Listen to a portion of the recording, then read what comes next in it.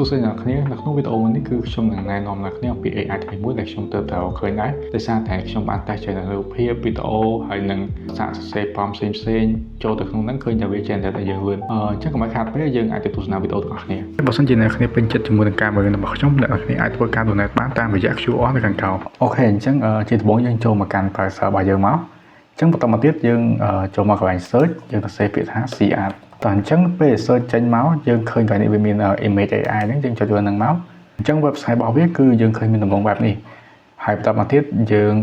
continue តាមម្ដងទៅ continue ជាមួយ Gmail របស់យើងតែម្ដងទៅដើម្បីលឿនដោយសារតែយើងអត់មាន account អញ្ចឹងយើង continue ចូលអញ្ចឹងមកទៅអូខេអញ្ចឹងដល់ពេលយើង continue ហើយគឺកន្លែងនេះវានឹងចាប់ដើមសួរយើងហើយអញ្ចឹងអាច skip បានអ្នកគ្នាខ្ញុំគិតថាយើងគួរតែ skip ចោលបណ្ដោយទៅហើយកន្លែងនេះគឺគេនឹងសួរថាយើងចូលចិត្ត feature បែបម៉េចអញ្ចឹងយើងយកមកស្រឡាញ់យកហ្នឹងមកណាអញ្ចឹងយើងចូលចិត្តបែប anime បែប game បែប cartoon film និយាយទៅ whatever យើងចូលចិត្តអីគឺយកមួយហ្នឹងទៅអញ្ចឹងបានប៉ុណ្្នឹងមកយើងធ្វើការ register ហើយអញ្ចឹងកន្លែងនេះគឺវាដាក់ថា free trial យើងបាច់ free trial ទេយើងប្រើ free version របស់គេតែម្ដងទៅអញ្ចឹងយើងបាន register ជោគជ័យហើយអ្នកនេះ Gmail ថ្មីរបស់ខ្ញុំតមកទៀតយើងអាចអូសមើលមួយចំនួនទៅរូបភាពនៅក្នុងហ្នឹងដែលគេបាន generate មកហើយវាមិនមែនមានរូបភាពទេវាមានទាំងវីដេអូទៀតអញ្ចឹងកន្លែងនេះដូចជាវីដេអូរបស់គេអញ្ចឹង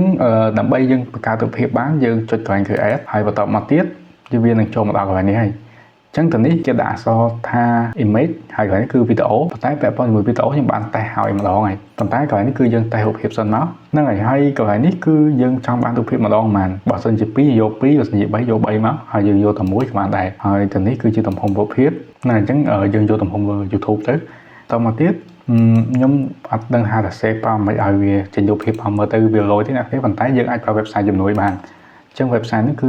website ចាស់របស់យើងឯងអញ្ចឹងយើងប្រើ website from her របស់យើងដែរមកអញ្ចឹង website មួយនេះអញ្ចឹងយើងចូលមកក្នុងហ្នឹងមកហើយយើងចាំវា verify បន្តិចទៅវានឹងចូលដល់ website ហ្នឹងហើយតោះអញ្ចឹងវា verify ហើយអញ្ចឹងយើងឃើញក្នុងនេះរូបភាពដែលគេប្រើ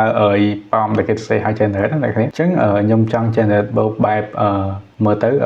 architecture អូខេអញ្ចឹងឥឡូវយើងចូលមកដល់កន្លែង website architecture របស់យើងណាអញ្ចឹងខ្ញុំចង់បានរូបបែប architecture ខ្ញុំចូលមកកន្លែង architecture នេះមក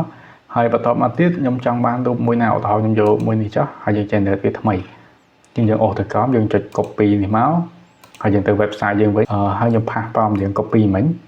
បន្តមកទៀតយើងចង់បានរូបភាពប្រហែលយើងយកប៉ុណ្ណឹងមកខ្ញុំយកទៅមក select ទេហើយខ្ញុំចុច generate អញ្ចឹងចំពោះការ generate វាលឿននេះគ្នាតមកផ្លេចឃើញ66ហើយមកសន្ទុះឃើញវាពេញបាត់ហើយជាទៅ website ហ្នឹងគឺវា speed វាលឿនយើងអាចនិយាយថា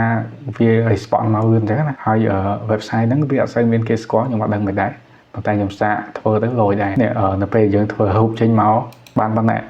យើងមើលយើងអាចនិយាយថារូបវាមើលទៅមាន quality ណាទេអញ្ចឹងយើងអាច download ទុកប្រើប្រាស់បានខ្ញុំចុច download មកសិនទុកផុសលេងអញ្ចឹងណាអញ្ចឹងរូបភាពមួយហ្នឹងចិត្ត1មេដែរហើយយើងចង់បានរូបបែបផ្សេងទៀតអញ្ចឹងខ្ញុំតេស្ត generate បែប anime ម្ដងយើងចុចកន្លែង anime មកខ្ញុំយកមួយនេះអញ្ចឹងយើងចុច copy មកអញ្ចឹងជាមួយក្នុងនេះវាចេញមកបែបម៉េចអូខេចុច generate យកតែម្ដងទៅហ្នឹងអញ្ចឹងរូបវាចេញមកបែបនេះណាគ្នាអញ្ចឹងយើងអាច save ទុកទៅហើយយកមួយនេះក៏វាស្អាតគ្រាន់បានដែរអញ្ចឹងបើសិនជាអ្នកគេចង់តេស្តផងផ្សេងទៀតក៏អាចសាកល្បងបានដែរអូខេអ្នកនេះអញ្ចឹងវីដេអូនេះគឺមានតែប៉ុណ្្នឹងទេហើយអ្នកនេះអាចអនុវត្តតាមនឹងបានអ្នកនេះអាចប្រើប្រាស់prompt ដើម្បីជំនួយពី website ផ្សេងឬក៏អ្នកនេះអាចសរសេរខ្លួនឯងក៏បានដែរអញ្ចឹងអរគុណច្រើនចំពោះការតាមដានវីដេអូមួយនេះ